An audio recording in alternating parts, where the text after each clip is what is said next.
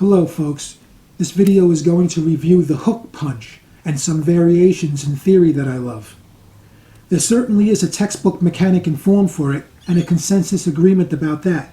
So yeah, definitely understand the fundamentals. The hook is usually a short-range punch, a compact punch, and it can come from a visual blind spot, making it a great strike. Of course, there are ways to extend its range.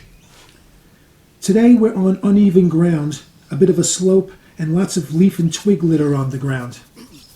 Okay. One way to get a feel for it, start with a jab-like straight lead, and as you reach full extension, hook in with it.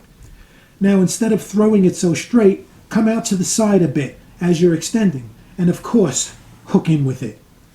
This punch is certainly not just arms and upper body, so keep in mind that you should have positions and angles that allow you to keep your body behind it or put some body and weight into the punch, into the delivery. Here I'm kind of exaggerating in simplicity one basic version of the arm movement. Obviously this is not a big looping version. This kind of basic is also a high elbow version, and later on you certainly can have accidental elbows following up your hooks. Now, if you take that basic and combine it with a good body position, a good weight support, you can get a good curve, a good snap to your basic hook without actually increasing into a big looping punch. Okay, the tree is holding the pads for us today, so let's look at this basic. It's very important to note that without good body position, your legs and core, your rotation, you won't be able to maximize the versions of this punch. So, for the basic high elbow, obviously it leaves the lead side of your body wide open. So notice how we can vary the delivery angle. Now you've just taken a big step away from the textbook. But in order to do so, you're going to have to support your variations with particular positions and angles. And you can't only rely on your shoulders or distance traveled to generate your power. The same can be said for varying the distance the hook can be effective at. If you want to extend that distance, you are going to have to support it with positions and angles which compensate and lessen or protect from the vulnerability of such extension. Cool. For now, let's find a distance that doesn't significantly expose our body when we throw the punch. The positions of your elbow and its ability to guard will help you be a judge of that. The angle of your body, your stance, will help too.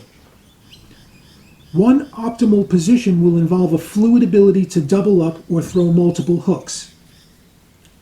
Here I'm showing the version of the release point and the trajectory we've just been looking at.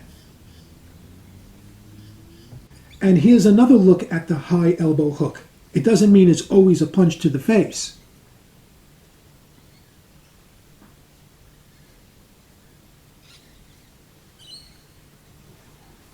All right. Let's get into some more variations.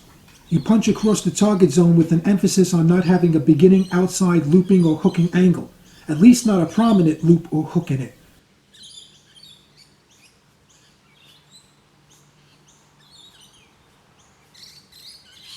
Okay, here we go. See? This crossing punch in and of itself is not so much a hook until you complement it with your body and position angles. With the right rotation, this can be a nasty punch which doesn't need you to be initially directly on target or even in front of your opponent. What we are saying, you can modify your hooks through your arm mechanics, through your body mechanics, and of course, you can combine both for modifications. So here's semi-hooks. And I'll move that into medium hooks. Then we add more body to the hook.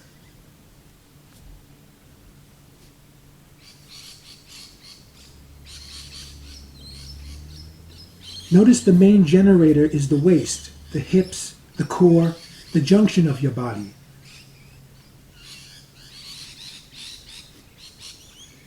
Hooks are not just for the lead, yo.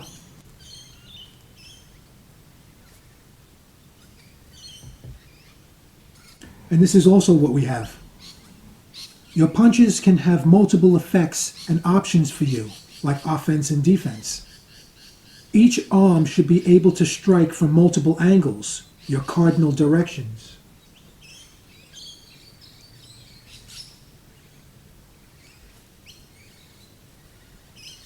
Okay, let's get back to the tree. The tree is on higher ground, so it's acting like a taller opponent, although I will make an effort to get some lower shots and some bodywork in. Let's look at the foot step, the side step to leverage your hook.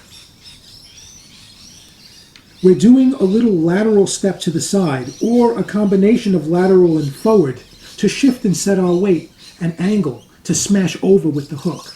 So the variation is to get the same effect without needing the step. One classic way to do so is the lean or tilt, the slant. So it should be obvious here that my tilt to the right naturally provides a good left hook range of motion.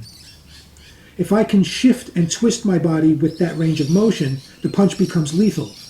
And it's also natural. The shifts and tilts can make a big difference. In the orthodox, without a major portion of my body in tilt or twist, the effect can be achieved through arms and shoulders, which I'm demonstrating with these next bunch of punches.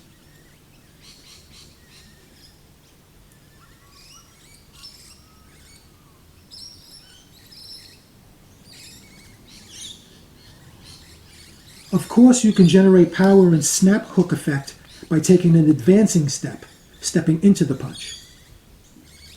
Great. Now let's take a detailed look at the body rotation, the hips and waist.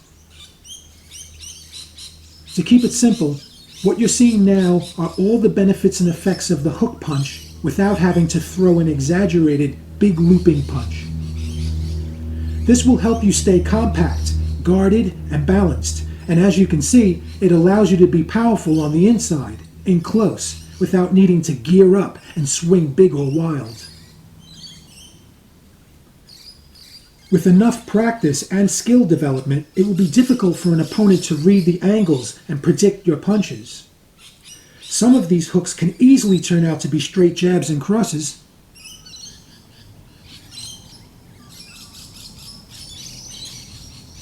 Again, the movement and energy you can generate from your core and the hips and waist, combined with your body positions and angles, will allow you to have a lot of variation. And part of those variations is to get the benefits of certain punches and positions without actually using those particular punches and positions. One example of a popular benefit is being effective over increased distances. If you take a short-range punch and just extend it and increase the traveling distance, you can run into all kinds of problems.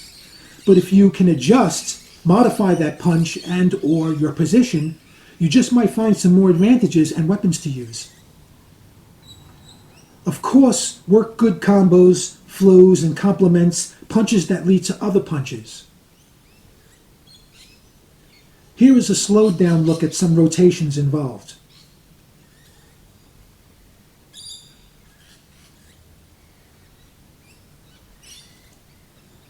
Like I said, your arms, shoulders, the rest of your body, it all plays a part in allowing you to modify and vary.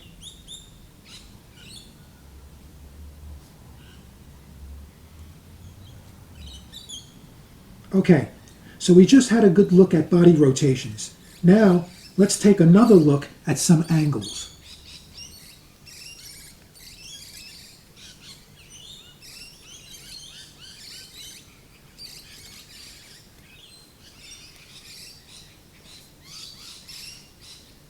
As I mentioned in other fighting videos, be able to strike from all the different kinds of wide and long and narrow and short stances.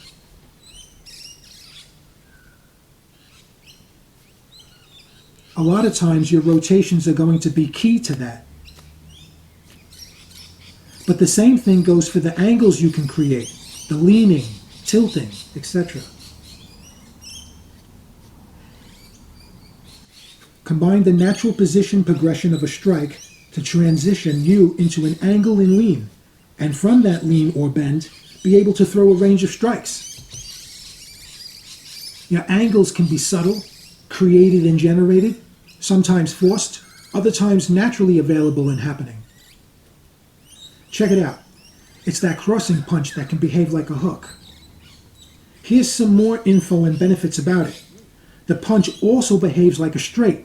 It's a direct line from you to your target, but when you stand off the direct frontal line of your target, in other words, when you strike from some of the side angles to your target, you get the hook effect.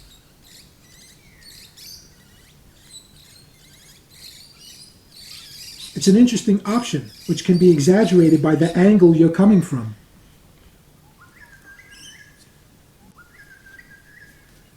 And like I said earlier in this vid, you can modify this stiff crossing punch with more traditional hook mechanics.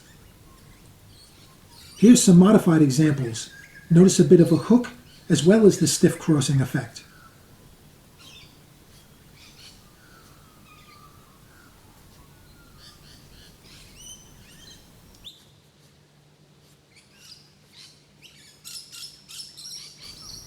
Multiple hooks. Get those hips and waist working, get the core going. You can see by now that I'll keep bringing up this critical junction of the body. All sorts of great things happen. Generating from the core and hips reduces a lot of the need for you to move your other arm in order to help you with leverage and power generation. Therefore, you can keep your other arm in better defensive positions or positions to strike. Here I'll mix in some hooks that behave like uppercuts, or we can also say uppercuts that behave like hooks. And generally speaking, all your punches can utilize upwards or downwards traversing, or travel pretty much level.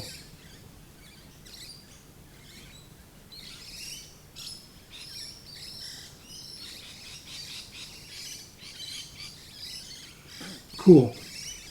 I'm checking to see how long the recording is. Do you have a weak side? That's okay, we'll talk about that later. Anyway, I'm throwing the right lead hook while leaning to my right, and also when I'm leaning left, and the same has to be when leaning forward or backwards.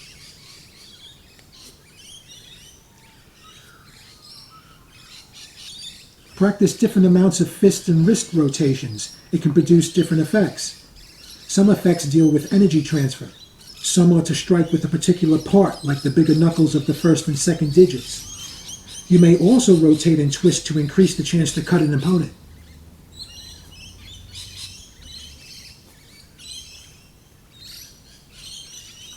A bit more looping, but still reasonable. Also a bit more extension over a distance. Some attempts at still getting the body and some weight behind some of these extensions and loops.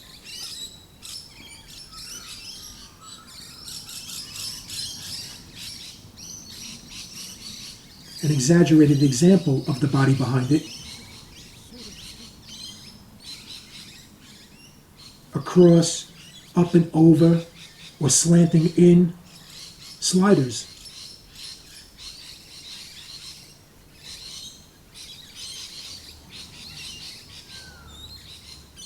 Learn your basics, for sure, but then experiment and free yourself up. Reduce some stiffness, rigidness, analyze, test it in practice with others. Nothing will make you strike better than the actual practice of striking. Alright, we'll get to some more action in part 2.